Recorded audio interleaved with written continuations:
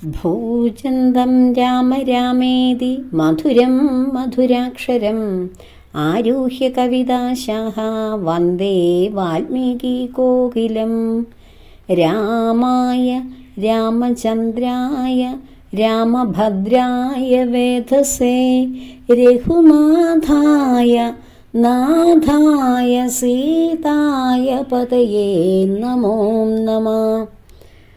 ഹരേ രാമ. ഇന്ന് നമുക്ക് രാമായണം 22-ാമത്തെ ദിവസത്തെ വിവർത്തനത്തിലേക്ക് കടക്കാം. കഴിഞ്ഞ ദിവസം നമ്മൾ കഴിഞ്ഞ വീഡിയോയിൽ 21-ാമത്തെ ഭാഗമാണ് നമ്മൾ വിവരിച്ച് നിർത്തിയത്. അതായത് രാവണന്റെ പുറപ്പാടിന് മുമ്പുള്ള ഭാഗം, രാവണനെക്കുറിച്ചും സീതാദേവിയുടെ മാനസികാവസ്ഥ, രാവണന്റെ പ്രൗഢി, ശ്രീരാമ ഭഗവാൻ ആരാണ്, അതുപോലെ തന്നെ ഭക്തനായ ആഞ്ജനേയനായ ആ വായുപുത്രനായ ശ്രീ ഹനുമാൻ സ്വാമിയുടെ ആ ശ്രേഷ്ഠമായ ദൗത്യത്തിൻ്റെ പ്രാധാന്യം, ഇതെല്ലാം നമ്മൾ കഴിഞ്ഞ ദിവസം വിവരിച്ചിരുന്നു. അപ്പോൾ ഇനി രാവണൻ്റെ പുറപ്പാടാണ്. രാവണൻ ഇങ്ങനെ ഞാൻ കഴിഞ്ഞ വീഡിയോയിൽ പറഞ്ഞിരുന്നു, അനേകം സുന്ദരികളായിട്ടുള്ള സ്ത്രീകളുമായിട്ട് പ്രണയലീലകളൊക്കെ ആടിയ ശേഷം ഇങ്ങനെ തളർന്നുറങ്ങുന്ന രാവണൻ ആ തളർച്ചയൊക്കെ കഴിഞ്ഞിട്ട് അദ്ദേഹത്തിന് ഉറങ്ങാൻ കഴിയുന്നില്ല. ശാരീരികമായ ക്ഷീണത്തിൽ നിന്ന് ക്ഷീണം മാറിയപ്പോൾ വീണ്ടും അദ്ദേഹം ആരെ ഓർത്തു? സീതാദേവി ഇങ്ങനെ ഏകാന്തയായിട്ട് പൊടി നിറഞ്ഞ അന്തരീക്ഷത്തിൽ മലിന വസ്ത്രങ്ങൾ ഒക്കെ ധരിച്ച് തൻ്റെ പ്രണയിനിയായ ദേവി ഇങ്ങനെ കഴിയുകയാണല്ലോ. അതും ഏകദേശം 10 മാസക്കാലമായി ദേവിയെ അവിടെ വെച്ചിട്ടും ദേവിയെ ഓരോ ദിവസവും രാവണൻ വന്ന് കാണുകയും ആ രാവണൻ ഓരോ ദിവസവും രാവണനോട് അടുക്കാത്തത് കാരണം, അകന്നു നിൽക്കുന്നത് കാരണം അദ്ദേഹത്തിൻ്റെ ഉള്ളിൽ ആ പ്രണയം ഇങ്ങനെ വർദ്ധിക്കുകയാണ്. ഒരു സ്ത്രീയോട്, അതൊരു പുരുഷന്റെ ഒരു മനഃശാസ്ത്രമാണ്. സ്ത്രീകളെ ഒരുപാട് സ്വന്തമാക്കാൻ ആഗ്രഹിക്കുന്ന ആവേശമുള്ള പുരുഷന്മാർക്ക് പെട്ടെന്ന് കിട്ടുന്ന സ്ത്രീകളോട് അന്നേരത്തെ ഒരു ആഗ്രഹവും ഒരു കാമാവേശവും ഒക്കെയുള്ളൂ. ഒരു സ്ത്രീ പുരുഷന്റെ മനസ്സിൽ ഇങ്ങനെ പതിഞ്ഞു കഴിഞ്ഞാൽ അവളെ സ്വന്തമാക്കാൻ ആഗ്രഹിക്കുന്ന ഒരു പുരുഷൻ അവളെ കിട്ടാത്തിടത്തോളം കാലം അവളുടെ പിന്നാലെ ഇങ്ങനെ മനസ്സുകൊണ്ടും ശരീരം കൊണ്ടും കിട്ടുന്നവരെയും സഞ്ചരിക്കും. അതാണ് ഇവിടെ സംഭവിക്കുന്നത്. സാക്ഷാൽ ശ്രീ ദേവി, മായാദേവിയായ നമ്മുടെ സീതാ ഭഗവതി ഒരിക്കലെങ്കിലും ആ രാവണന്റെ പ്രണയാഭ്യർത്ഥനയ്ക്കോ അല്ലെ രാവണൻ എന്തെല്ലാം പറഞ്ഞാലും ആ സുഖ സൗഭാഗ്യങ്ങളുടെയോ ശക്തിയുടെയോ സമ്പത്തിൻ്റെയോ ശ്രേഷ്ഠതയുടെയോ മുന്നിൽ സീതാദേവിയുടെ മനസ്സിന് വല്ല മാറ്റവും വരുമോ? കാരണം ആ മനസ്സ് എവിടെ ഇരിക്കുന്നു? ശ്രീരാമചന്ദ്രനിൽ ഇരിക്കുന്നു. തൻ്റെ ഹൃദയത്തിൽ മുഴുവൻ പൂർണ്ണമായിട്ടും രാമചന്ദ്രനെ സ്ഥാപിച്ചു വെച്ചിരിക്കുകയാണ്. അതാണ് ദേവിയുടെ സന്തോഷം. അതാണ് ദേവിയുടെ മനസ്സിൻ്റെ ശ്രേഷ്ഠതയായിട്ട് ദേവി കാണുന്നത്. അതിനോട് സമമല്ല രാവണൻ. എത്ര വലിയ ശ്രേഷ്ഠനാണേലും ഈ ത്രിലോകങ്ങളും ഭരിക്കുവാനും നശിപ്പിക്കുവാനും ശക്തിയുള്ളവനാണേലും ദേവകൾ പോലും രാവണന്റെ നാമം കേട്ടാൽ ഓടി രക്ഷപ്പെടുമായിരുന്നു.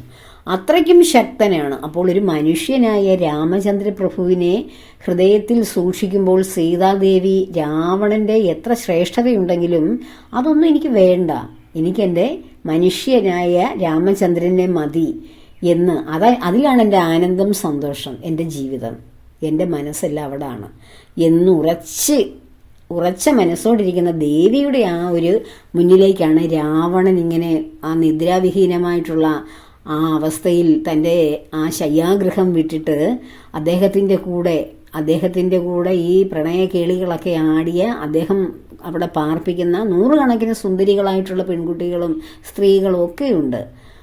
അവരിൽ ഒരു 10-100 പേരെയും കൂട്ടിയാണ് ഈ രാവണൻ ഇങ്ങനെ വരുന്നത്. ഉറക്കം നഷ്ടപ്പെട്ട രാവണൻ ദേവിയോട് വീണ്ടും വന്നൊന്ന് ചോദിക്കാം, എങ്ങനെ മനസ്സ് മാറിയിട്ടുണ്ടോ? ഉണ്ടെങ്കിൽ ഒന്ന് നോക്കാം, ദേവിയുടെ പ്രണയം എങ്ങാണോ എനിക്ക് കിട്ടുമോ? കിട്ടും, ഇന്നല്ലെങ്കിൽ നാളെ എനിക്കത് കിട്ടും എന്നാണ് രാവണൻ ഇങ്ങനെ മനസ്സിലിങ്ങനെ ചിന്തിച്ചിരിക്കുന്നത്. അങ്ങനെ ആ ഒരു ആഗ്രഹത്തിൽ മാത്രം ജീവിക്കുകയാണ് സാക്ഷാൽ ശ്രീ രാവണൻ. അപ്പോൾ രാവണന്റെ ആ ആഗ്രഹം എപ്പോഴെങ്കിലും സാധ്യമാകും. കാരണം ഞാൻ പിടിച്ചോണ്ട് വന്നില്ലേ ദേവിയെ? ഞാൻ കൊണ്ടുവന്ന എൻ്റെ കൊട്ടാരത്തിൽ, എൻ്റെ ആ തപോവനത്തിൽ ഞാൻ സൂക്ഷിച്ചു വച്ചിരിക്കുകയാണ്. അപ്പോൾ എപ്പോഴെങ്കിലും ഇവിടെ നിന്നൊരു രക്ഷയുണ്ട്. ഇത്ര നാളായിട്ടും 10 മാസക്കാലമായി ഞാൻ ദേവിയെ കട്ടുകൊണ്ട് വന്നിട്ട് ഇതുവരെയും ലക്ഷ്മണനോ ശ്രീരാമചന്ദ്രനോ അല്ലെങ്കിൽ മറ്റാരെങ്കിലും അന്വേഷിച്ചു വന്നോ? അപ്പോൾ അവരും ഇനിയും വരികയൊന്നുമില്ല, അവർക്ക് ഇനിയും വേണ്ടായിരിക്കും. അപ്പോൾ അവസാനം ഞാൻ തന്നെയാണ് ആശ്രയമായി വരുന്നത്. ഇന്നല്ലെങ്കിൽ നാളെ എനിക്ക് ദേവിയെ കിട്ടുക തന്നെ ചെയ്യും. ആ ദേവിയുടെ പ്രണയത്തോടെ വന്ന് എന്നെ വന്ന് പുണരുക, എന്നോട് പ്രണയാഭ്യർത്ഥനയോടെ നോക്കുക, ആ മനോഹരമായ മുഖം ഒരിക്കലെങ്കിലും എന്നിലേക്ക്, എൻ്റെ കണ്ണുകളിലേക്കൊന്ന് ആ കണ്ണിൻ്റെ കടാക്ഷം ഒന്ന് വന്നിരുന്നെങ്കിൽ എന്നൊക്കെ ഇങ്ങനെ ഓരോ ദിവസവും മനക്കോട്ട കാണുകയാണ്. അപ്പോൾ ഇത്രയും സ്ത്രീകളും സ്വന്തം ഏറ്റവും ശ്രേഷ്ഠയായ മണ്ഡോദരി എന്ന ഭാര്യയും ഉള്ളപ്പോൾ തന്നെ രാവണന്റെ ആ സന്തോഷം അവിടെ എങ്ങും നിൽക്കുന്നില്ല. അവിടെ എങ്ങും രാവണന് സന്തോഷം കിട്ടുന്നില്ല. കാരണം തനിക്ക് പിടിതരാത്ത, തൻ്റെ മനസ്സിനെ വല്ലാതെ മഥിപ്പിച്ച മറ്റൊരു സുന്ദരി തൻ്റെ ലങ്കാ നഗരിയിൽ അശോകവനിയിൽ തനിക്ക് കയ്യെത്താ ദൂരത്ത് ഇവിടെ ഇരിക്കുന്നു, കയ്യെത്തും ദൂരത്ത് ഇരിക്കുന്നു. പക്ഷെ അവരുടെ മനസ്സോ എവിടെയെങ്കിലും എത്തുവോ രാവണന്റെ? ഇല്ല. അപ്പോൾ അത് വീണ്ടും വീണ്ടും വന്ന് രാവണൻ ചോദിക്കുകയാണ്, എന്നോട് ഇത്തിരിയെങ്കിലും ഒരു പ്രേമം കാണിക്കൂ, എന്നെ ഒന്ന് സ്വീകരിക്കൂ ദേവി എന്നൊക്കെ അപേക്ഷിക്കാൻ വരുന്നതാണ് രാവണന്റെ പുറപ്പാട്. ആ ഒരു പുറപ്പാട് ആര് കാണുന്നുള്ളൂ? നമ്മുടെ ഹനുമാൻ സ്വാമി കാണുന്നുള്ളൂ. ഹനുമാൻ സ്വാമി വന്ന് സീതാദേവി ഇരിക്കുന്ന ആ അശോകവനിയിലെ ആ വൃക്ഷത്തിനരികിൽ ഒരു കൊച്ചൊരു വാനരന്റെ രൂപത്തിൽ വന്ന് ഇരിപ്പുണ്ട്.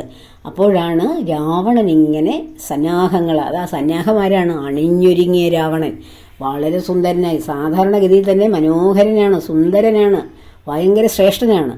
അതിനേക്കാളും സുന്ദരനായിട്ട് അണിഞ്ഞൊരുങ്ങി ദേവിയെ കാണാൻ വരുമല്ലേ.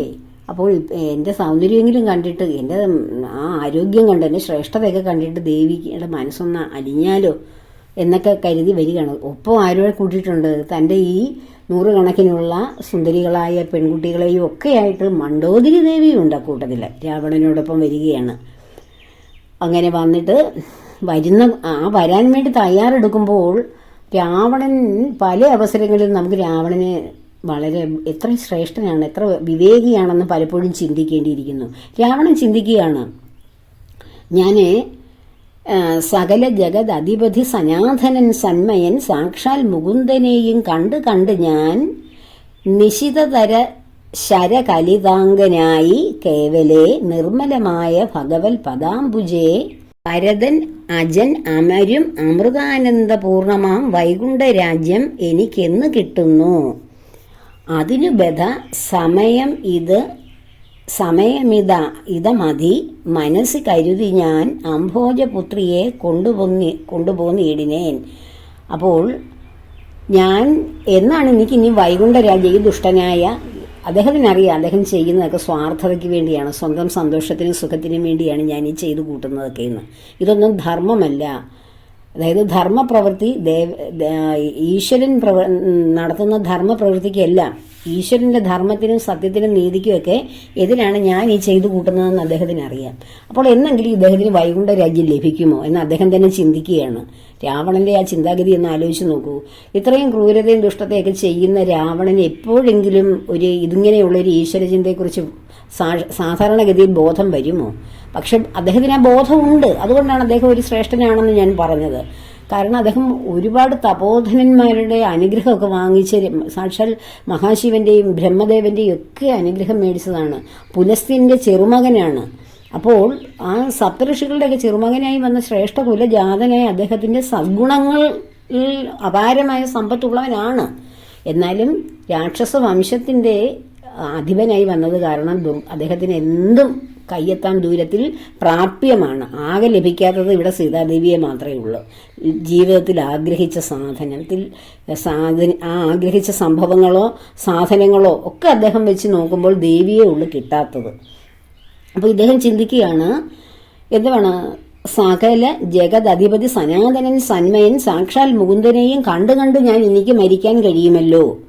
അപ്പോൾ ജഗദധിപതിയായ സാക്ഷാൽ നാരായണനാണ് ശ്രീരാമചന്ദ്രനെന്നോ അദ്ദേഹത്തെ കണ്ടുകൊണ്ട് അദ്ദേഹത്തിന്റെ ശരമേറ്റാൽ എനിക്ക് മരിക്കാൻ കഴിയുമല്ലോ. അതുതന്നെ അങ്ങനെ വൈകുണ്ഠ രാജ്യം അല്ലെങ്കിൽ എനിക്ക് കിട്ടാൻ വല്ല യോഗ്യതയുമുണ്ടോ? എൻ്റെ കയ്യിലിരിപ്പിന് വൈകുണ്ഠ ലോകം എനിക്ക് വല്ലതും കിട്ടുമോ? അപ്പോൾ രാമശരമേറ്റ് മരിച്ചാൽ രാമൻ സാക്ഷാൽ നാരായണനാണെന്നുള്ള തിരിച്ചറിവ് വരികയാണ്. അന്ന് അദ്ദേഹത്തിൻ്റെ ആ ശരമേറ്റ് മരിച്ചാൽ എനിക്ക് അദ്ദേഹത്തിൻ്റെ വൈകുണ്ഠ ലോകത്തെ കിട്ടാൻ കഴിയും. അതിന് ഞാൻ അതിനൊരു കാരണമായിട്ട് അംഭോജപുത്രിയെ ഞാൻ കൊണ്ടുപോന്നിടുന്നേ. അതിനുവേണ്ടിയാണ് സീതാദേവിയെ ഞാൻ കൊണ്ടുവന്ന് ഇവിടെ വെച്ചിരിക്കുന്നത്. കാരണം രാമനുമായിട്ടൊരു യുദ്ധം ഉണ്ടാകും. ശ്രീരാമചന്ദ്രൻ ദേവിയെ വീണ്ടെടുക്കാൻ ഇവിടെ വരും. അപ്പോൾ ഞാനുമായിട്ടൊരു യുദ്ധം വരും. അങ്ങനെ യുദ്ധം ഉണ്ടാകുമ്പോൾ ഭഗവാന്റെ മുമ്പിൽ എനിക്ക് പിടിച്ചു നിൽക്കാൻ കഴിയാതെ ആ രാമശരം എൻ്റെ നെഞ്ചിൽ തറച്ച് അങ്ങനെ എൻ്റെ കണ്ണിന് മുമ്പിൽ ശ്രീരാമചന്ദ്രനാകുന്ന സാക്ഷാൽ നാരായണ പ്രഭു ഇങ്ങനെ നിൽക്കുന്നത് കണ്ട് എൻ്റെ ആ ജീവൻ യഥാർത്ഥത്തിൽ അങ്ങനെ ശരീരത്തിൽ നിന്ന് വിട്ടുപോകും. എൻ്റെ ആത്മാവ് വൈകുണ്ഠ ലോകങ്ങളെ പ്രാപിക്കും. അതിനൊരു കുറുക്കുവഴിയാണ് സാക്ഷാൽ രാവണൻ ഇവിടെ ചെയ്യുന്നത്. അപ്പോൾ അതിനുവേണ്ടി അതിനുള്ള സമയം ആഗതമായിരിക്കുന്നു. അദ്ദേഹം തന്നെ പറയുന്നുണ്ട്, എൻ്റെ ശിരസിൽ ലിഖിതമായിരിക്കുന്ന മരണസമയം ദൃഢമാണ്. അത് ചിന്തിച്ച് കണ്ടാൽ അതിനില്ല ചഞ്ചലം. അതിന് എങ്ങനെ മാറ്റം വരാനാണ്? എൻ്റെ ശിരസിൽ എഴുതി വെച്ചിരിക്കുകയാണ് ഭഗവാനാൽ ഞാൻ വധിക്കപ്പെടുമെന്ന്. അതിനൊരു കാരണമാണ് ഞാൻ സീതാദേവിയെ കൊണ്ടുവന്നത്. അതിനുവേണ്ടി അത് ഒരു ഭക്തിയുടെ ഒരു ഭാവമാണ് വിദ്വേഷ ഭക്തി. കംസൻ അതിലൊരു നല്ല ഉദാഹരണമാണ്. എപ്പോഴും ശത്രുവായിട്ട് ഭഗവാനെ കണ്ടുകൊണ്ടിരുന്നു. ഇവിടെ ശത്രുവായിട്ട് രാമനെ കാണുന്നു.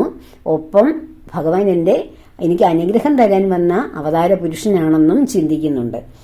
അങ്ങനെ ദേവിയെ വീണ്ടും കാണാൻ ചെന്നിട്ട് ആ ശത്രുത വർദ്ധിപ്പിക്കാൻ ദേവിയെ കൂടുതൽ മാനസികമായി തകർത്തുമ്പോൾ അതിലൂടെ എത്രയും വേഗം ശ്രീരാമചന്ദ്രനും എത്തും. അങ്ങനെ എൻ്റെ മരണവും വേഗം സംഭവിച്ച് എനിക്ക് വൈകുണ്ഠ രാജ്യങ്ങളിലൊക്കെ പ്രാപിക്കാം. അല്ലെങ്കിൽ എല്ലാ കാലവും ഈ ദുഷ്ടകർമ്മങ്ങളൊക്കെ ചെയ്ത് ഈ ലങ്കാപുരിയിൽ ഈ രാക്ഷസ വംശങ്ങളുടെ ഇടയിൽ രാക്ഷസ നായകനായി ജീവിച്ച് ഞാനൊരു പാതാള ലോകത്തേക്ക് പോകും എന്നൊക്കെയുള്ള തിരിച്ചറിവ് അദ്ദേഹത്തിനുണ്ട്. അപ്പോൾ ഇവിടെ അങ്ങനെ വന്ന് രാവണൻ അതൊക്കെ ചിന്തിച്ചുകൊണ്ട് ഇങ്ങനെ വരികയാണ്. വന്നിട്ട് ദേവിയെ കാണുന്നു. അപ്പോൾ ദേവി എന്ത് ചെയ്യുന്നു? ദേവി ഈ രാക്ഷസന്മാരുടെ ഇടയിലൊക്കെ തൻ്റെ ചുറ്റിനും കുറച്ച് രാക്ഷസ സ്ത്രീകളെയൊക്കെ കാവൽ വെച്ചിട്ടുണ്ട്. അവരുടെയൊക്കെ ശരീരങ്ങളും രൂപങ്ങളും ഒക്കെ കണ്ടാൽ വളരെ വികൃതമാണ്. ചിലർക്ക് ഒരു കണ്ണുകളേ ഉള്ളൂ, ചിലർക്ക് വയറിൻ്റെ അവിടെയാണ് കണ്ണ്, ചിലരുടെ കാതൊക്കെ ഇങ്ങനെ ഞാന്ന് കിടക്കുന്നു, മുഖം വായൊക്കെ ഇങ്ങനെ ചൂണ്ടൊക്കെ താന്ന് കിടക്കുന്നു, ചിലരുടെ നെറ്റിക്കൊക്കെ വേറെ നെറ്റിക്ക്, കണ്ണുകൾ നെറ്റിക്ക്, അങ്ങനെ വികൃത രൂപം. ചിലർക്ക് ഒരു വശം ഇല്ല, ഒരു വശമേ ഉള്ളൂ, ഒരു കൈയേ ഉള്ളൂ. അങ്ങനെ എത്രയോ വൈകൃതമായിട്ടുള്ള കുറേ രാക്ഷസ സ്ത്രീകൾ. അവർ മാംസഭോജികളാണ്. നമ്മൾ ഈ രാമായണം വായിക്കുമ്പോൾ നമുക്ക് തോന്നും സീതാദേവിയെ ഒരു ശിംശുവ മരിച്ചു വീട്ടിൽക്കൊണ്ടിരിക്കുന്നു, ദേവി ഇങ്ങനെ കരഞ്ഞുകൊണ്ട് അവിടെ ഇരിക്കുന്നു, കുറച്ച് പേര് ദേവിക്ക് കാവലായിട്ട് അവിടെ ഇരിക്കുന്നു. കുറച്ച് നാൾ കഴിഞ്ഞപ്പോൾ രാമചന്ദ്രൻ വന്ന് യുദ്ധം ചെയ്ത് രാവണനെ കൊല ചെയ്തിട്ട് സീതാദേവിയെ എല്ലാം വിഭീഷണനെ അവിടെ അധികാരം ഏൽപ്പിച്ചിട്ട് ദേവിയുമായി അയോധ്യാപുരിയിലേക്ക് പോകുന്നു, ലങ്ക വിട്ട്. ഇതൊക്കെയാണ് നമ്മൾ ചിന്തിക്കുന്നത്. അല്ല, അങ്ങനെയല്ല. ദേവി അവിടെ അനുഭവിക്കുന്ന മാനസിക വ്യഥയൊന്നും നമുക്ക് അറിയാൻ കഴിയുന്നില്ല. ആ വാക്കുകൾക്കൊക്കെ അതീതമാണ്. എഴുത്തച്ഛൻ എഴുതി വെച്ചിരിക്കുന്ന വാക്കുകളൊക്കെ നമുക്കത് ശരിക്കും ഫീലാകണമെങ്കിൽ, മനസ്സിലാകണമെങ്കിൽ നമ്മൾ ദേവിയായിട്ട് സഞ്ചരിക്കണം. ദേവിയുടെ ഹൃദയം സൂക്ഷിപ്പുകാരിയായിട്ട് നമ്മൾ സഞ്ചരിച്ചാലേ ദേവിക്ക് അവിടെ അനുഭവിക്കുന്ന ആ ഏകാന്തതയും ആ വ്യഥയൊക്കെ നമുക്ക് അറിയാൻ കഴിയത്തുള്ളൂ. ഇത്രയും അത് മാംസഭോജികളാണ് ഈ ചുറ്റിനും ഇരിക്കുന്ന സ്ത്രീകൾ. അവർ പച്ചമാംസമൊക്കെ ഇവിടുന്നൊക്കെ എടുത്തുകൊണ്ട് വന്ന് ഇങ്ങനെ കഴിക്കും. നമ്മളിങ്ങനെ എന്തെങ്കിലുമൊക്കെ ഇടയ്ക്ക് സ്നാക്സൊക്കെ കുറിക്കുന്ന പോലെ അങ്ങനെ അത് കഴിച്ച് അതിൻ്റെ ഒരു ദുർഗന്ധം. ഇതുവരെ കുളിക്കാതെ നനയ്ക്കാതെ ഇരിക്കുന്ന വികൃത രൂപികളല്ലേ, അവരുടെ ശരീരത്തു നിന്ന് വരുന്ന ദുർഗന്ധം. അങ്ങനെ ഇതെല്ലാം അവർ പറയുന്ന ഭാഷകളും വാക്കുകളും ഒക്കെ സാധാരണ മനുഷ്യരും ഒരു ദേവസ്ത്രീയായ ദേവിയും രാമചന്ദ്രനുമായ അങ്ങനെ അവർ തപോവനങ്ങളിൽ ജീവിച്ച് വളരെ ശാന്തമായ മനസ്സോടെ ജീവിച്ച ദേവി ഉപയോഗിക്കുന്ന വാക്കുകൾ വല്ലതുമാണോ അവരുപയോഗിക്കുന്നത് പരസ്പരം? അല്ല.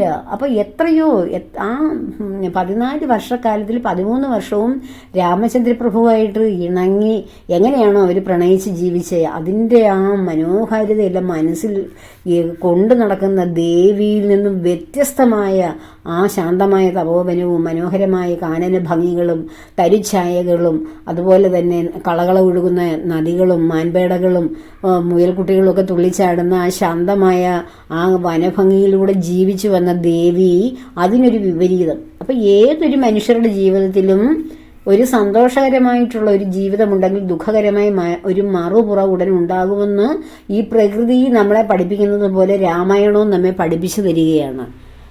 സാക്ഷാൽ ഈ പ്രകൃതിശിലിയായ ദേവിയാണ് മായ സീതയുടെ രൂപത്തിൽ അവിടെ ഇരിക്കുന്നത്. ആ ദേവി പോലും മനുഷ്യലോകത്ത് ഭൂലോകത്ത് വന്നപ്പോൾ ദേവി അനുഭവിക്കുന്ന, ദേവി സൃഷ്ടിച്ചതാണ് ഈ മായ പ്രകൃതിയും ഈ ഭൂമിയും പ്രപഞ്ചവും ഒക്കെ. എന്നിട്ട് ദേവി അതിൻ്റെ ഒരു പാർട്ടായപ്പോൾ, അതിലൊരു ജീവി, അതിലൊരു മനുഷ്യ സ്ത്രീ ആയപ്പോൾ ആ ദേവിക്കും അനുഭവിക്കേണ്ടി വന്നു ദുഃഖവും ദുരിതവും ഈ പ്രകൃതിയിൽ. അപ്പോൾ നമ്മളൊക്കെ കിടന്ന് കരയുകയും വിഷമിക്കുകയും ഭഗവാനെ കുറ്റപ്പെടുത്തുകയും ചെയ്യുന്നു. ആലോചിച്ച് നോക്കൂ. ദൈവമേ, എനിക്കെന്താണ് ഇങ്ങനെ വന്നത്, എനിക്കെന്താണ് ഇങ്ങനെ ഇത് കിട്ടാത്തത്, അത് അങ്ങനെയൊക്കെ കിട്ടിപ്പോയല്ലോ, ഇങ്ങനെയൊക്കെയുള്ള കാര്യങ്ങളൊക്കെ ചിന്തിക്കുമ്പോൾ നമ്മൾ എത്ര തുച്ഛരാണ്. ദേവി ഇതൊക്കെ നമുക്ക് തരുന്ന ദേവി ഭൂമിയിൽ മനുഷ്യ സ്ത്രീയായിട്ട് ജനിച്ചപ്പോൾ ദേവി എത്രയോ അന്തസ്സായിട്ട് ഭഗവാന്റെ സ്നേഹവും പ്രണയവും ഒക്കെ സ്വീകരിച്ചുകൊണ്ട് അവരൊരു ശരീരം രണ്ട് ശരീരം ഒരേ മനസ്സോടെ ജീവിച്ച രണ്ട് വ്യക്തികളെ ഒരു കാമാന്ധനായ ഒരു മനുഷ്യൻ തട്ടിക്കൊണ്ട് വന്ന്, അതും നിശാചരി നമ്മൾ വാക്കി പറയുന്നത് യഥാർത്ഥ നിശാചരികളെയൊക്കെ നമുക്കറിയാമോ? ഇല്ല. ഈ കാലഘട്ടത്തിൽ തന്നെ നിശാചരികളുടെ ഏറ്റവും ചെറിയ വേർഷനൊക്കെ ഉണ്ട് മനുഷ്യർ. അവരാണ് കൊച്ചു പെൺകുഞ്ഞുങ്ങളെയൊക്കെ തട്ടിക്കൊണ്ട് പോവുകയും അല്ലെങ്കിൽ വേറെവർക്കൊക്കെ കൊടുക്കുകയും ആ കൊച്ചു കുട്ടികളെയൊക്കെ അവനവൻ്റെ മക്കളെ തന്നെ പലയിടം ഉപദ്രവിച്ച് എറിയുകയും അടുത്ത ആളിൻ്റെ കൂടെ പോവുകയും വീട്ടിലുള്ള എല്ലാവർക്കും വിഷം കൊടുത്ത് കൊല്ലുകയും ഇങ്ങനെയൊക്കെയുള്ള അത് ചെറിയ ഈ പറയുന്ന രാക്ഷസികളുടെ സ്വഭാവം വെച്ച് നോക്കുമ്പോൾ അതിലേക്ക് ഏറ്റവും മൈന്യൂട്ട് രാക്ഷസികളാണ് ഇപ്പോഴുള്ള ഈ കലിയുഗത്തിലെ. അപ്പോൾ അതുപോലും നമുക്ക് കേൾക്കുമ്പോൾ അങ്ങനെയുള്ളവരെ പോലും നമുക്ക് ഇറിറ്റേറ്റഡ് ആവും. ഇങ്ങനെയൊക്കെ മനുഷ്യരുണ്ടോ? ഇത്രയും മനുഷ്യരുടെ ഉള്ളിൽ, സ്ത്രീകളുടെ ഉള്ളിൽ ഇത്രയൊക്കെയുള്ള പ്രശ്നങ്ങളുണ്ടോ? ഇത്രയും ക്രൂരകളൊക്കെ ഉണ്ടോ എന്ന് നമുക്ക് തോന്നും. പക്ഷെ ഈ ക്രൂരകളുടെയൊക്കെ ഒരു ടോട്ടൽ സമ്മാണ്, ഒരു മൊത്തം ആത്യന്തികമായ ഒരു തുകയാണ് ദേവിയുടെ ചുറ്റിനും ഇരിക്കുന്ന രാക്ഷസികൾ. അപ്പോൾ അത് നമുക്ക് ചിന്തിക്കാൻ പറ്റില്ല. നമ്മൾ സാധാരണ മനുഷ്യർക്ക് പോലും ഈ രാക്ഷസീയമായിട്ടുള്ള അവസ്ഥകളെ ചിന്തിക്കാൻ പറ്റില്ലെങ്കിൽ ആ തപോവനത്തിൽ ശാന്തമായി ഭഗവാന്റെയോടൊപ്പം ജീവിച്ചിരുന്ന ദേവിയുടെ മാനസികാവസ്ഥ ഒന്ന് ആലോചിച്ച് നോക്കൂ. ആ ഭാഗമൊക്കെയാണ് നമ്മൾ ചിന്തിക്കേണ്ടത്. അല്ലാതെ വെറുതെ രാമായണം വായിച്ചു, സീതാദേവി അവിടെ കരഞ്ഞുകൊണ്ടിരുന്നു, ഹനുമാൻ സ്വാമി ചെന്നിട്ട് അടയാളവാക്യവും മുദ്രമോതിരവും ഒക്കെ കൊടുത്തു, ദേവി ഹാപ്പിയായി. ഇതല്ല, ഇതിനൊക്കെ അപ്പുറമുണ്ട്. മാനസികമായ തലങ്ങളൊക്കെ നമ്മൾ ആലോചിക്കുമ്പോഴാണ് യഥാർത്ഥത്തിൽ രാമായണം വായിച്ചതിൻ്റെ അനുഭവം നമ്മുടെ ഹൃദയത്തെ ഭേദിക്കുന്നത്. ദേവിയുടെ വേദന, ഭഗവാന്റെ വേദന. അല്ലെങ്കിൽ നമ്മൾ വിചാരിക്കും ഒരു രാമൻ മനുഷ്യനായിട്ട് നടന്ന് കരഞ്ഞുകൊണ്ട് നടക്കുന്നു. ഈ രാമന് ഇതിൻ്റെ വല്ല കാര്യമുണ്ടോ? രാമൻ ഒരു ശക്തനായ ആളല്ലേ, ഈശ്വരനല്ലേ, എന്തിനാണ് ദേവിയെ വിട്ടുകൊടുത്തത്? രാമൻ്റെ അശ്രദ്ധ കൊണ്ടല്ലേ അങ്ങനെയൊക്കെ സംഭവിക്കും. ഇങ്ങനെയൊക്കെ നമുക്ക് വിമർശനമായിട്ട് പറയുമ്പോൾ രാമായണം ഈ വായിച്ചതിൻ്റെ വല്ല ചിന്തയുണ്ടോ? നമുക്ക് അതിൻ്റെ ഒരു ഗുണവും ലഭിക്കുന്നില്ല. നമ്മൾ ഈ കഥാപാത്രങ്ങളെല്ലാം നമ്മളാണെന്ന് ചിന്തിക്കാൻ നമുക്ക് പറ്റില്ല. കാരണം നമ്മളെക്കാളൊക്കെ എത്ര ശ്രേഷ്ഠരാണ് സീതാദേവിയും ഹനുമാൻ സ്വാമിയും ലക്ഷ്മണകുമാരനും ശ്രീരാമചന്ദ്രനും ഒക്കെ. അവരുടെ വല്ല ഏതെങ്കിലും ഒരു ഗുണം നമുക്കുണ്ടോ? പിന്നെ എങ്ങനെ നമ്മൾ അവരാണെന്ന് ചിന്തിക്കുന്നത്? എങ്കിലും ഒരു മനുഷ്യന്റെ ഭാവന വെച്ച്, ഭഗവാൻ എല്ലാവർക്കും തലച്ചോറ് തന്നിട്ടില്ലേ, ഭാവന. ആ ഭാവന വെച്ച് ചിന്തിച്ച് നോക്കുമ്പോൾ തന്നെ നമുക്ക് ദേവിയുടെ മാനസികാവസ്ഥ ഏറെക്കുറെയൊക്കെ ഒന്ന് മനസ്സിലാക്കാൻ കഴിയും. അപ്പോൾ അങ്ങനെയുള്ള നിശാചരികളുടെ ഇടയിൽ അവരുടെ വാടയും നാറ്റവും ഒക്കെ സഹിച്ച്, അവരുടെ വായിൽ നിന്ന് വീഴുന്ന വൃത്തികെട്ട വർത്തമാനങ്ങളും ഒക്കെ സഹിച്ച് ദേവി ഇങ്ങനെ കരഞ്ഞും കണ്ണുനീർ പൊഴിച്ചിങ്ങനെ കഴിയാണ് ദേവി. ഒരു നേരം ഉറങ്ങില്ല. അങ്ങനെ ഉറങ്ങാതെ നിദ്രാവിഹീനമായിട്ട് ദേവി ഇങ്ങനെ ശോഷിച്ച് മുടിയൊക്കെ പാറി പറന്ന മലിനമായ അഴുക്കൊക്കെ ഉള്ള വസ്ത്രങ്ങൾ ധരിച്ച് എവിടെയാണ് കിടക്കുന്നത്?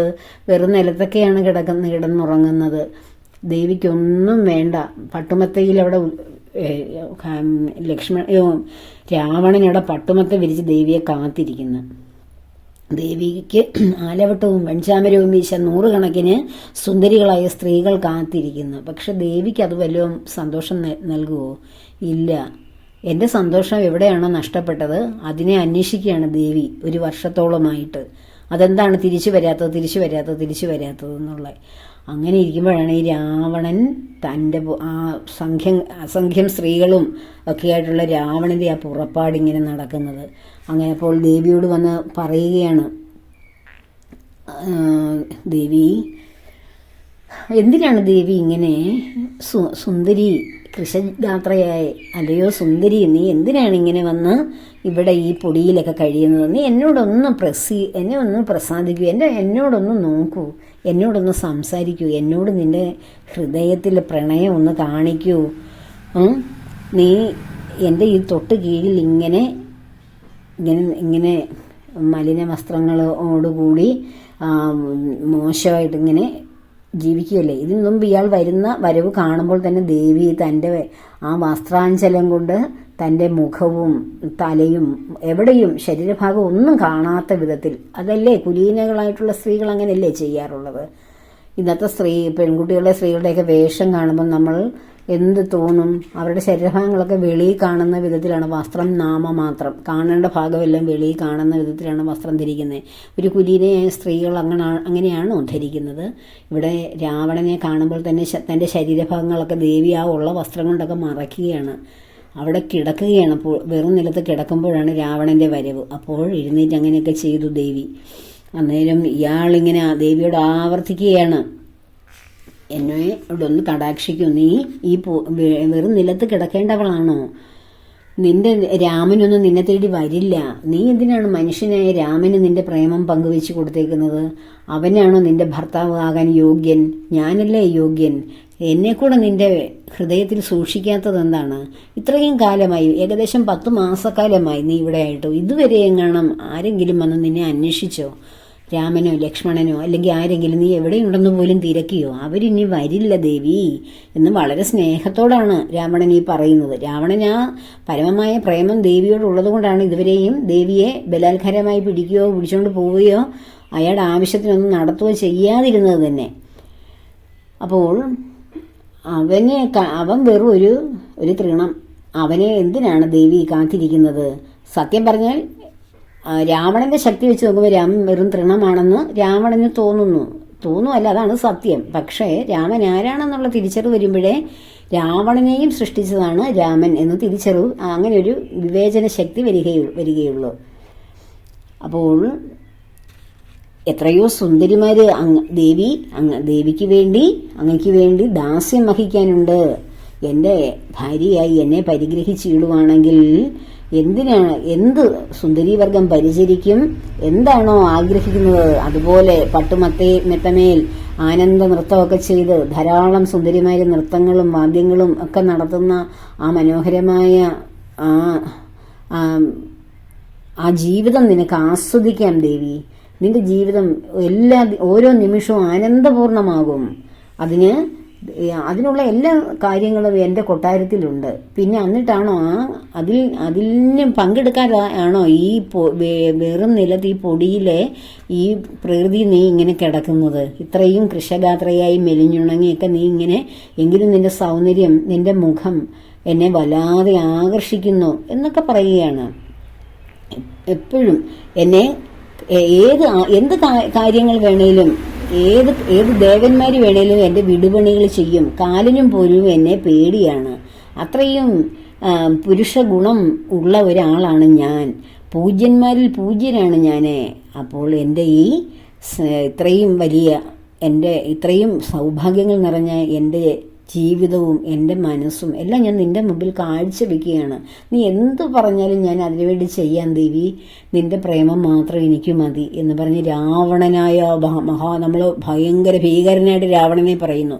പക്ഷെ സീതാദേവിയുടെ ആ പ്രണയത്തിന് മുന്നിൽ, ദേവിയുടെ പ്രണയം കിട്ടാൻ വേണ്ടി ദേവിയുടെ മുന്നിൽ വളരെ കൃശഗാത്രയായി ആരോഗ്യം നഷ്ടപ്പെട്ട് മനസ്സ് തകർന്നു കിടക്കുന്ന ആ ദേവിയുടെ മുന്നിൽ അയാൾ അപേക്ഷിക്കുകയാണ്, ഒരു സാധാരണ പുരുഷനെ പോലെ. ആലോചിച്ച് നോക്കൂ. ഒരു സ്ത്രീയെ സ്വന്തമാക്കാൻ വരുമ്പോൾ പുരുഷൻ തൻ്റെ പ്രൗഢിയോ തൻ്റെ സ്ഥാനമഹിമയോ താൻ ആരാണെന്നുള്ള ബോധമോ ഇതെല്ലാം നഷ്ടപ്പെട്ടിട്ട് കേവലം അവളുടെ ഒരു സ്നേഹം, പ്രണയത്തിന് വേണ്ടിയിട്ട് ഒന്നുമല്ലാതായി അവനങ്ങ് അധപ്പതിക്കുകയാണ് ചെയ്യുന്നത്. ഇത് തന്നെയല്ലേ ഇന്നത്തെ കാലഘട്ടത്തിൽ നടക്കുന്നത്. അപ്പോൾ അതുകൊണ്ടാണ് രാമായണത്തിന് കാലിക പ്രസക്തി. ഓരോ വരിയും ഓരോ ഭാഗവും വായിക്കുമ്പോൾ അതെല്ലാം ഇന്നത്തെ കാലത്തിന് അനുയോജ്യമാണ്. ഏതുണ്ട് മാറി പറയാൻ പറ്റുന്നത്? പക്ഷേ ഇതെല്ലാം വിശദീകരിക്കാൻ പറ്റില്ല. കാരണം ഇത് അങ്ങനെയുണ്ടെങ്കിൽ ഈ 30-31 ദിവസവും കഴിഞ്ഞാലും ഇതിൻ്റെ ഓരോ വിഷയങ്ങളും പിന്നെയും സംസാരിച്ചുകൊണ്ടിരിക്കേണ്ടി വരും. അപ്പോൾ ഇതൊക്കെ വലിയ പ്രഭാഷണ പരമ്പര പോലെ നമുക്ക് പൊതുജനങ്ങളുടെ മുന്നിൽ അവതരിപ്പിക്കേണ്ട ധാരാളം വിഷയങ്ങളാണ് ഇതിൽ കിടക്കുന്നത്.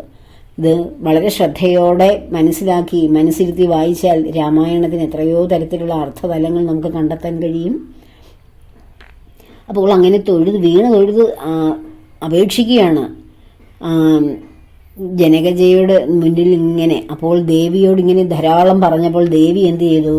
തൻ്റെ അരികിൽ നിന്ന് ഒരു ഒരു പുൽക്കൊടി പറിച്ചിട്ട് ഇങ്ങനെ ദേവിയുടെ അയാളുടെ ഇടയ്ക്കേക്ക് ഇങ്ങനെ ഇടുകയാണ്.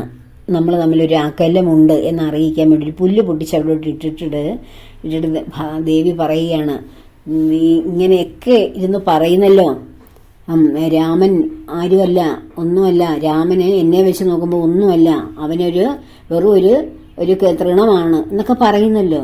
പക്ഷേ സന്യാസിയായിട്ട് വന്ന് നീ എന്തിനാണ് എന്നെ കട്ടുകൊണ്ട് പോയത്? അങ്ങ് അവിടെ നീ എന്നൊന്നും വിളിക്കുന്നില്ല. അവസാനമാണ് ദേവി ദേഷ്യമൊക്കെ മൂത്തിട്ട് വേറെ വാക്കൊക്കെ ഉപയോഗിക്കുന്നത്. അപ്പോൾ ചോദിക്കുക, അങ്ങ് ഒരു സന്യാസി രൂപത്തിലല്ലേ എന്നെ വന്ന് കട്ടുകൊണ്ട് പോയത്? ഇത്രയും ശക്തനാണ്. രാമനൊന്നും അല്ലായിരുന്നെങ്കിൽ എന്തിനാ സന്യാസിയുടെ വേഷം സ്വീകരിച്ചത്? നേരിട്ട് വരരുതായിരുന്നോ? മായാവേഷങ്ങൾ സ്വീകരിക്കണ്ടായിരുന്നല്ലോ.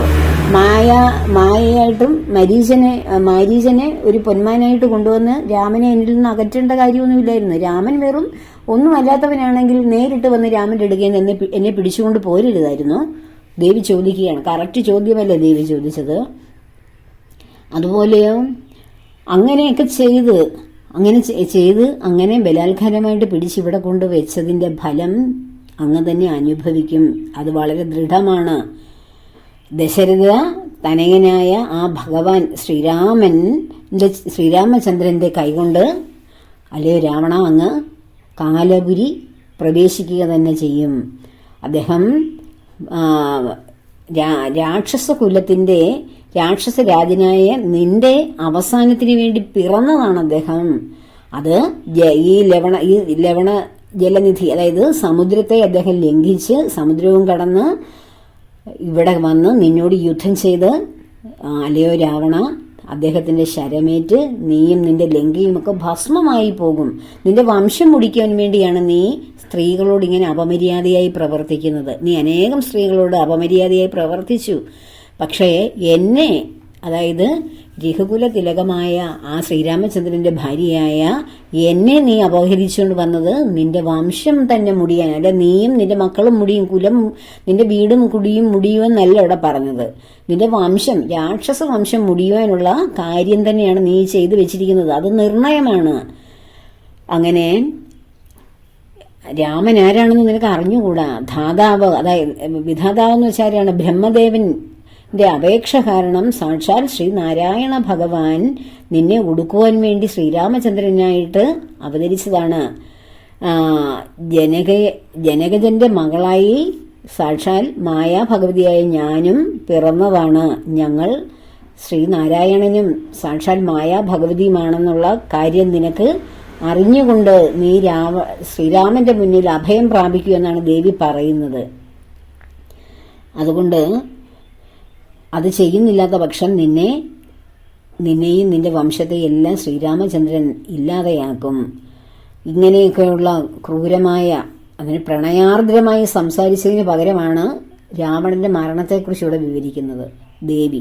അത് കേട്ടപ്പോൾ അയാളുടെ പ്രണയം പോയിട്ട് അയാളുടെ ഉള്ളിൽ എന്ത് സംഭവിച്ചു?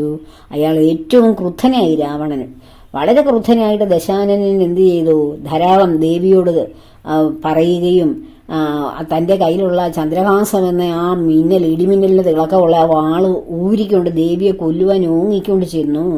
ദേവി യാതൊന്നും ചിന്തിക്കാതെ തൻ്റെ ഭഗവാനെ രാമചന്ദ്രനെ മാത്രം മനസ്സിൽ ധ്യാനിച്ചുകൊണ്ട് പുറംതിരിഞ്ഞ് നിൽക്കുകയാണ്. അയാൾക്ക് മുഖം പോലും കൊടുക്കാതെ. അയാൾ പറയുന്നുണ്ട്, എന്നെ ഒന്ന് നോക്കൂ, എന്നെ കടാക്ഷിക്കൂ എന്നൊക്കെ ആദ്യം പറയുന്നുണ്ട്. ആ ദേവിയെയാണ് അയാൾ കൊല്ലാൻ ചെല്ലുന്നത്. അപ്പോൾ നമ്മുടെ മണ്ഡോദരി ദേവി എന്ത് ചെയ്തു?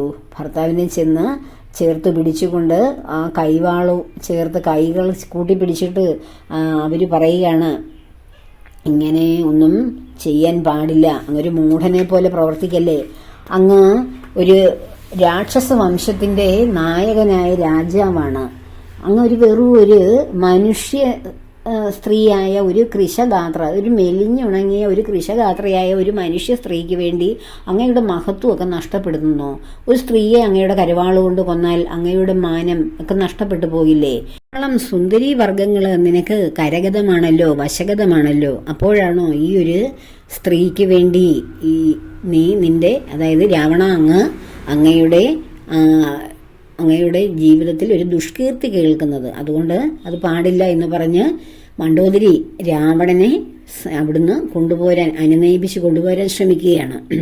അപ്പോൾ കൂടെ നിന്ന നിശാചരികളോട് രാവണൻ പറയുകയാണ്, നിങ്ങൾ എന്തെങ്കിലുമൊക്കെ കാര്യങ്ങൾ പറഞ്ഞ് ഒന്നിൽ ഭയപ്പെടുത്തി എന്നെ സ്വീകരിക്കാൻ നിങ്ങൾ പ്രേരിപ്പിക്കുക, അല്ലെങ്കിൽ വല്ല സമ്മാനങ്ങളോ നല്ല കാര്യങ്ങളോ ഒക്കെ പറഞ്ഞ് എൻ്റെ കീർത്തിയെ പറഞ്ഞ്, അല്ലെങ്കിൽ ഞാൻ ആരാണെന്നൊക്കെ പറഞ്ഞു കൊടുത്ത്, എൻ്റെ കൂടെ ജീവിച്ചാൽ കിട്ടുന്ന സൗഭാഗ്യങ്ങളെക്കുറിച്ചൊക്കെ പറഞ്ഞു കൊടുത്ത് എങ്കിലും ഈ സീതയെ എനിക്ക് സ്വന്തമാക്കാൻ അവളുടെ ഹൃദയത്തിൽ എന്നെക്കുറിച്ച് എന്തെങ്കിലും ഒരു തരിമ്പ് സ്നേഹം വരുവാൻ നിങ്ങളൊന്ന് ശ്രമിപ്പിക്കൂ എന്നൊക്കെ പറയുകയാണ്. അതിനിടയിൽ മണ്ഡോദരി സീതാദേവിയെ ചെന്ന് തലോടി ആശ്വസിപ്പിക്കുന്ന ഒരു ഭാഗവുമുണ്ട്. മോളെ, ഇതൊക്കെ വശഗതമായി സംഭവിച്ചതാണ്. നിന്റെ ഈ ദുഃഖത്തിനൊക്കെ ഒരു നല്ലൊരു ദിവസം വരും.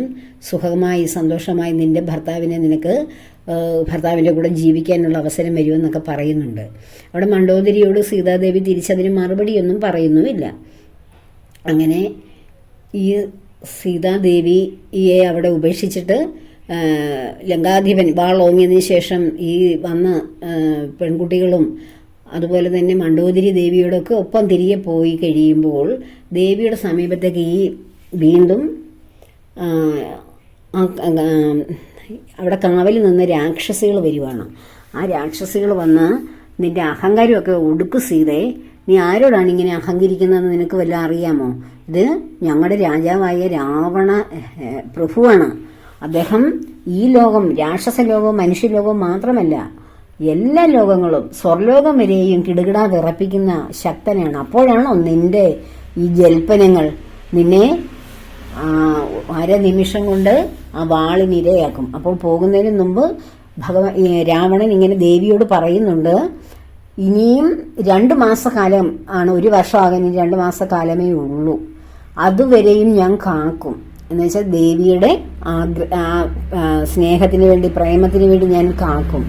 അത് കഴിഞ്ഞ് എനിക്കത് കിട്ടിയില്ല, നീ എനിക്ക് വശഗതയാകുന്നില്ല എങ്കിൽ നിന്നെ ഞാൻ വെട്ടിയരിഞ്ഞ് എൻ്റെ പാചകക്കാരോട് പറയും എനിക്ക് ഭക്ഷണമാക്കി തരാൻ. അതാണ് ആ രാവണന്റെ ആ ഉഗ്രമായിട്ടുള്ള ആ പ്രതികാരം. ഒന്നുകിൽ എനിക്ക് ഇവൾ വശഗതയായി ഇവളുടെ പ്രേമം എനിക്ക് കിട്ടണം, ഇല്ലെങ്കിലോ അവളെ ഞാൻ കൊന്നിട്ട് ആ മാംസം ഞാൻ ഭക്ഷിക്കും. മനുഷ്യ മാംസമൊക്കെ അവർക്ക് വളരെ ഇഷ്ടമാണ്. അതുകൊണ്ടാണ് ഈ മഹർഷിമാർ, അതായത് സസ്യഭുക്കുകളായിട്ടുള്ള മനുഷ്യരുടെ മാംസത്തിന് വളരെ രുചികരമാണ്. അവരുടെ രക്തത്തിനുമൊക്കെ വളരെ ശക്തി, അത് കുടിക്കുന്നവർക്ക് വളരെ ശക്തി കിട്ടുമെന്നാണ് ഈ രാക്ഷസര് ചിന്തിക്കുന്നതും. ഇപ്പോഴും അങ്ങനെയുള്ള ധാരാളം ചിന്താഗതിക്കാരുണ്ട്, സസ്യാഹാരം കഴിക്കുന്നവരുടെ മാംസമൊക്കെ ഉപയോഗിക്കുന്നവര്. അപ്പോൾ അതുകൊണ്ടാണ് ഈ രാക്ഷസ പടകളെല്ലാം വന്നിട്ട് ഈ മാരീചനും സുബാഹുവും ത്രിശിരസുകളും അങ്ങനെയൊക്കെയുള്ള ധാരാളം പേര് വന്ന് ഖരദൂഷണാദികളും ഒക്കെ വന്ന് നമ്മുടെ മഹർഷീശ്വരന്മാരുടെ തപസ് മുടക്കുകയും അവരെ കൊന്ന് അസ്ഥിയൊക്കെ ഇങ്ങനെ കൂന കൂട്ടിയിരിക്കുന്നത് ശ്രീരാമചന്ദ്രൻ കാണുന്നുണ്ടല്ലോ. അപ്പോൾ അങ്ങനെ ഒരേ ദിവസം വന്ന് 1-2 പേരെ എല്ലാം ഭക്ഷിക്കുമായിരുന്നു. അപ്പോൾ ഇവിടെ സീതാദേവിയെയും തനിക്ക് പാചകം ചെയ്ത് ഭക്ഷിക്കണം, ദേവി എനിക്ക് സ്വന്തമായില്ലെങ്കിൽ. അങ്ങനെ 2 മാസക്കാലത്തെ അവധി കൂടി കൊടുക്കുകയാണ്.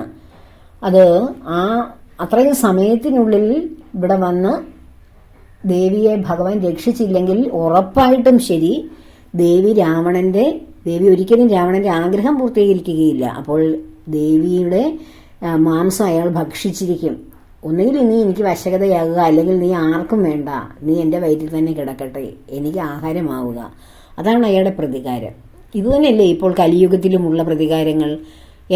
എന്നോടുള്ള സ്നേഹം നിനക്ക് നഷ്ടപ്പെട്ടാൽ, അല്ലെ ഞാൻ ആഗ്രഹിക്കുന്ന സ്നേഹം നീ തന്നില്ലെങ്കിൽ നീ വേറെ ആരുടെയും ആകണ്ട. അതല്ലേ ഈ കലിയുഗത്തിൽ കാണുന്ന പ്രണയിതാക്കളുടെ പ്രണയം 2ആയി പിരിഞ്ഞു കഴിയുമ്പോഴോ, അല്ലെ പ്രണയിക്കുന്നവരെ തിരിച്ച് പ്രണയം കിട്ടിയില്ലെങ്കിലോ ഒക്കെ ചെയ്യുന്നത് ഇത് തന്നെയല്ലേ. അപ്പോഴും രാമായണത്തിന് കാലിക പ്രസക്തിയാണ്. ഇതാണ് ഞാൻ കഴിഞ്ഞ വീഡിയോകളിലൊക്കെ പറഞ്ഞത്. ഏതൊരു സംഭവം രാമായണവുമായിട്ട് ഇന്നത്തെ കാലത്തെ തട്ടിച്ചു നോക്കിയാലും ഇന്നത്തെ കാലത്തിന് അനുയോജ്യമായ എല്ലാ സംഭവവും രാമായണത്തിലുണ്ട്. ഇന്നത്തെ കാലമൊന്നല്ല, കലിയുഗത്തിൽ ഇനിയും വരാനിരിക്കുന്ന ലക്ഷക്കണക്കിന് വർഷം കഴിയുമ്പോൾ നടക്കുന്ന കാര്യത്തിനും ഈ രാമായണത്തിൻ്റെ ജീവിതവുമായി സാദൃശ്യമുണ്ട്. ഇത് രാമായണം കഥയല്ല, രാമചന്ദ്രന്റെയും ലക്ഷ്മണകുമാരന്റെയും സീതാദേവിയുടെയും ജീവിതമാണ്. അതിലുള്ള ഓരോ കഥാപാത്രങ്ങളും ഊർമിളാദേവിയുടെ ജീവിതമാണ്, ഹനുമാൻ സ്വാമിയുടെ ജീവിതമാണ്, സുഗ്രീവന്റെയും ബാലിയുടെയൊക്കെ ജീവിതമാണ്, അയോധ്യാധിപന്റെയും അദ്ദേഹത്തിന്റെ 3 സപത്നിമാരുടെയും ജീവിതമാണ്. എത്ര ജീവിതങ്ങളാണ്. താരയുടെ ജീവിതമാണ്. അതുപോലെ തന്നെ പഞ്ചകന്യകമനിലൊരാളായ അഹല്യാദേവിയുടെ, ജമദഗ്നി മഹർഷിയുടെ ഒക്കെ ജീവിതമാണ്. ജമദഗ്നി മഹർഷി ആരാണ്? രേണുകയുടെ ഭർത്താവ്, അതായത് ഭാർഗവരാമന്റെ അച്ഛൻ. രേണുകയുടെയും ജമദഗ്നിയുടെ മകനാണ് പരശുരാമനായ ഭാർഗവരാമൻ. അഹല്യയുടെ ഭർത്താവാണ് ഗൗതമ മഹർഷി. അവർക്കും ഈ രാമായണത്തിൽ വളരെ പങ്കുണ്ട്. നമ്മൾ അഹല്യ മോക്ഷം പറഞ്ഞത് മാത്രമല്ല, സുഗ്രീവനെയും ബാലിയെയൊക്കെ വളർത്തുന്നത് ഈ അഹല്യദേവിയാണ്. അത് ഞാൻ മുൻപൊരു വീഡിയോയിൽ പറഞ്ഞിരുന്നു. അപ്പോൾ ഇവരുടെയൊക്കെ ജീവിതമാണ് നമ്മൾ ഈ രാമായണത്തിലൂടെ ഇപ്പോൾ നമ്മൾ മനസ്സിലാക്കുന്നത്. ഇപ്പോൾ ഈ കാലഘട്ടത്തിലെ ജീവിതത്തിന്റെ പരിച്ഛേദം ആരുടെയെങ്കിലും ഏറ്റവും പ്രധാനപ്പെട്ട ഒരു വ്യക്തിയുടെ ജീവിതത്തെക്കുറിച്ച് നമ്മൾ എഴുതുകയാണെങ്കിൽ കുറച്ച് നൂറ്റാണ്ടുകൾക്ക് ശേഷം അത് കാലാതീതമായി നിൽക്കുന്ന കൃതിയാണെങ്കിൽ മാത്രം അപ്പോൾ അന്ന് വരുന്ന ആൾക്കാർ ഇത് വായിക്കുമ്പോൾ ഇതൊരു പുരാണമാണ് എന്നും പറഞ്ഞ് നമ്മൾ തള്ളിക്കളയുകയാണോ ചെയ്യുന്നത്? പുരാണങ്ങൾ എന്ന് വെച്ചാൽ പുരാതന കാലത്തെ ജീവിതത്തെക്കുറിച്ച് എഴുതി വെച്ചിരിക്കുന്നതാണ്. അതായത് പുരാണം ആർക്കും വായിക്കാൻ കൊള്ളാത്ത പുരാതനമല്ലേ എന്നല്ല ഇവിടെ ചിന്തിക്കേണ്ടത്. പുരാണ കാലത്തെ ഇപ്പം ചരിത്ര ഗ്രന്ഥങ്ങളെക്കുറിച്ച് നമുക്ക് ഡേറ്റുകളൊക്കെ ചരിത്രകാരന്മാർ എഴുതി വയ്ക്കുന്ന വായിക്കാം. പക്ഷെ ആ ചരിത്രാതീത കാലത്തെ സംഭവങ്ങൾ, പുരാണ ഗ്രന്ഥങ്ങൾ, ഇതിഹാസങ്ങൾ ഒക്കെ ആയിട്ടാണ് നമ്മൾ അറിയുന്നത്. അത് വായിച്ച് അത് ഇന്നത്തെ ജീവിതവുമായിട്ട് താതാത്മ്യപ്പെടുത്തുമ്പോൾ എത്ര സത്യമാണ് അതിലെ കാര്യങ്ങൾ, എത്ര ശരിയാണ്. അതുകൊണ്ടാണ് ഈ പുരാതന ഗ്രന്ഥങ്ങൾ, ഇതിഹാസങ്ങളൊക്കെ കാലത്തിനതീതമായി, ഏത് കാലവും ഏത് യുഗത്തിൽ എഴുതിക്കോട്ടെ, ഏത് കാലത്ത് നടന്നോട്ടെ, പക്ഷെ അത് ഈ കാലത്തും ഇനി വരാനിരിക്കുന്ന കാലങ്ങളിലും എല്ലാം അതുമായിട്ട് ജീവിതത്തിനെ സാദൃശ്യപ്പെടുത്താനുള്ള എല്ലാ സംഭവങ്ങളും അതിലുണ്ട്. അപ്പോൾ ഈ നിശാചരികളെല്ലാം സീതാദേവിയെ വല്ലാതെ വഴക്ക് പറയുന്നു. നിന്റെ ഗർവ്വം അവസാനിപ്പിച്ചിട്ട് രാവണനോടൊപ്പം ചേർന്ന് അദ്ദേഹത്തിന്റെ ആഗ്രഹം സാധിച്ചു കൊടുത്തോളൂ എന്നൊക്കെ പറയുകയാണ്.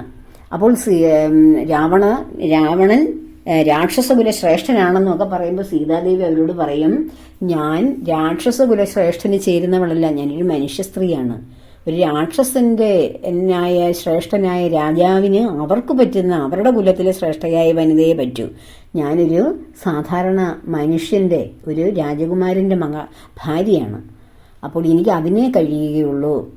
നിങ്ങൾ എന്തെല്ലാം പറഞ്ഞാലും, എന്നെ കൊന്നാലും, എന്നെ ഭക്ഷിച്ചാലും, എന്ത് ചെയ്താലും എനിക്ക് നിങ്ങളുടെ രാവണന്റെ ഭാര്യയാകാനോ അദ്ദേഹം ആഗ്രഹിക്കുന്ന പോലെ ജീവിക്കാനോ എനിക്ക് പറ്റില്ല എന്ന് ദേവി പറയുകയാണ്. എന്നിട്ട് ഇവരുടെയൊക്കെ ഈ ചീത്തവാക്കുകളും ഒക്കെ കേട്ടിട്ട് സീത രാവണന് വഴങ്ങിയില്ലെങ്കിൽ ആ സീതാദേവിയെ പ്രേരിപ്പിച്ച് വഴക്കാത്തതിന്റെ കുറ്റത്തിൽ ഈ നിശാചരികളെ, ഈ കാവൽക്കാരികളായ നിശാചരികളെയും രാവണൻ വധിക്കും.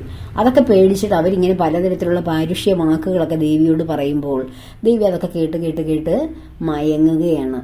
ദേവി വല്ലാതെ ഇങ്ങനെ കരഞ്ഞ് കിടന്ന് ഇങ്ങനെ ഒരു മയക്കത്തിലേക്ക് പോകുമ്പോഴാണ് ഇതെല്ലാം കണ്ടുകൊണ്ട് ആരിരിപ്പുണ്ട്?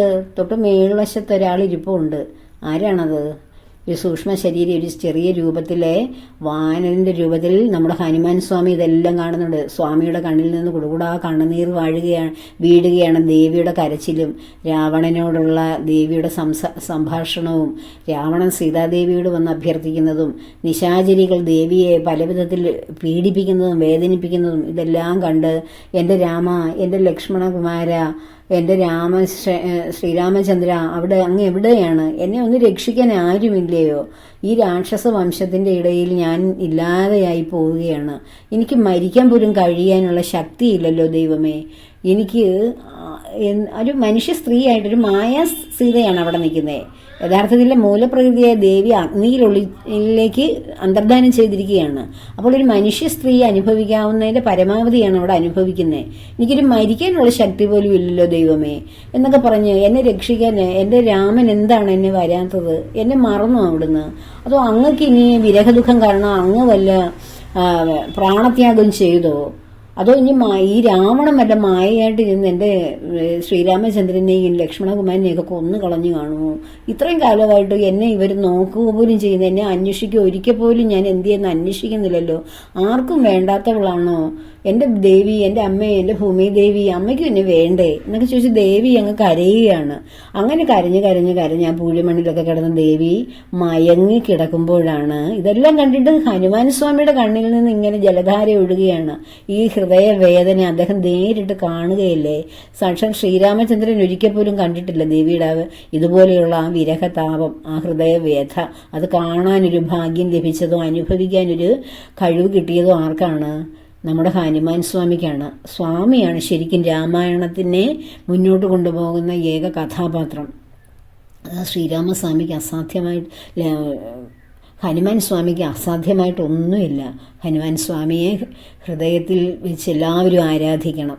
അങ്ങനെ ഇനി ഹനുമാൻ സ്വാമി